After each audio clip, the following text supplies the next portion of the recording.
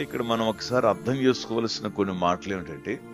దేవుని యొద్దకు వచ్చినప్పుడు మన స్థితి ఎలాగుంది, ప్రభు యొద్దకు వచ్చినప్పుడు మనం ఏ పరిస్థితులు వచ్చాము,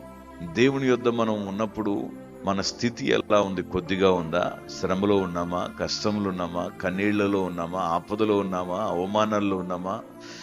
ఆకలి బాధల్లో ఉన్నామా, వస్త్రహీనతలో ఉన్నామా, పేదరికంలో ఉన్నామా? చెప్పండి.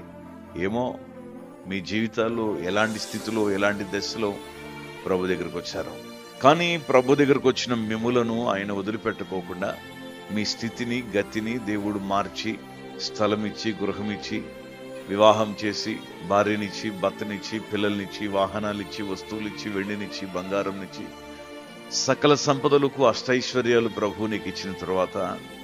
ఏ ఉద్దేశంతోనైతే ప్రభు దగ్గరకు వచ్చి, ఏ తీర్మానంతోనైతే నువ్వు ప్రభు